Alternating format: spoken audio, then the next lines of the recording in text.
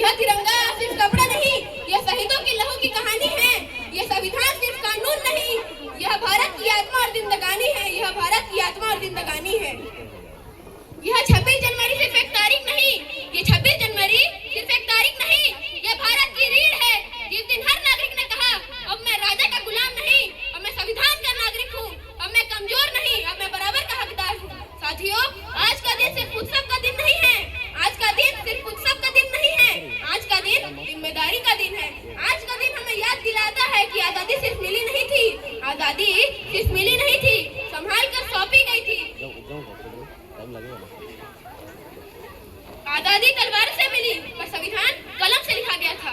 उस कलम में खून नहीं था, पर उस कलम में खून नहीं था, पर उस कलम में करोड़ों सपनों की स्याही थी, पर उस कलम में करोड़ों सपनों की स्याही थी। अब सवाल ये नहीं है कि हमें क्या मिल रहा है, अब सवाल ये है कि हम देश को क्या दे रहे हैं। क्या हम सिर्फ अधिकार मांग रहे हैं या कर्तव्य भी निभा रहे हैं? क्या हम सिर्फ शिकायत कर रहे हैं या संविधान भी निकाल रहे हैं? देशभक्ति मंच पर बोलने से नहीं आती, देशभक्ति मंच पर भाषण देने से नहीं आती, देशभक्ति चरित्र से आती है,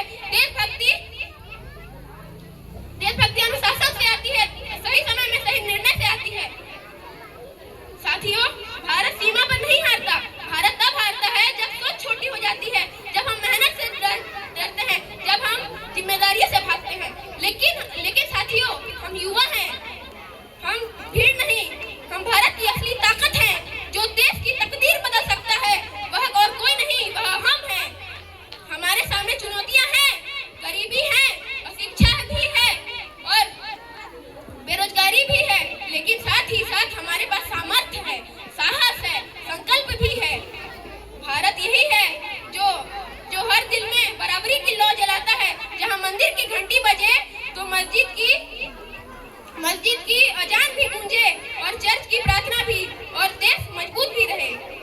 मैं हिंदू से पहले भारतीय हूँ, मैं मुसलमान से पहले मैं भारतीय हूँ, मैं सिख से पहले मैं भारतीय हूँ, और मैं ईसाई से पहले मैं भारतीय हूँ, और मैं सबसे पहले भारतीय हूँ। तिरंगा झुकेगा नहीं, भारत रुकेगा नहीं, और हम थकेंगे नहीं। यह तो हो गई संविधान की बात। आगे मैं आप सभी को जिन्होंने संविधान लिखा उनके बारे में बताऊंगा। मैं आप सभी से एक प्रश्न पूछना चाहता हूँ, ऐसी कौन सी चीज है जिसे आप देख तो सकते हैं परंतु छू नहीं सकते? क्या आपके पास इसका जवाब है? यही प्रश्न 1947 से पहले कक्षा में किया गया था, जिसके बच्चों ने अनेक उत्तर दिए। किसी ने कहा हम बादल को तो देख सकते हैं परंतु छू नहीं सकते, किसी ने कहा हम आकाश को तो देख सकते हैं परंतु छू नहीं सकते, किसी ने कहा हम सूरज को तो देख सकते हैं परंतु छू नहीं सकते। पर उस कक्षा के बाहर बैठा हुआ विद्यार्थी नम आंखों को लेकर उठकर खड़ा हुआ और बोला, अगर मैं प्यास से तड़प तड़प कर मर भी जाऊं तो भी मैं इस घड़े को देख सकता हूं पर छू नहीं सकता, क्योंकि मैं अछूत जाति का हूं। और वो अछूत जाति का विद्यार्थी और कोई नहीं, बाबा साहब भीमराव अंबेडकर जी थे, जिन्होंने हमारा संविधान लिखा और जिन्होंने 36 बार PhD किए। और 77 वर्षों के बाद कक्षा भी वही है, प्रश्न भी वही है, पानी का घड़ा भी वही है, परंतु कुछ बदला है। तो वो किसी भी जाति का छात्र हो, वो सबके समक्ष बैठकर पढ़ भी सकता है, खेल भी सकता है, पानी भी पी सकता है, और यही नहीं, भारत के उच्च पद पर बैठ भी सकता है,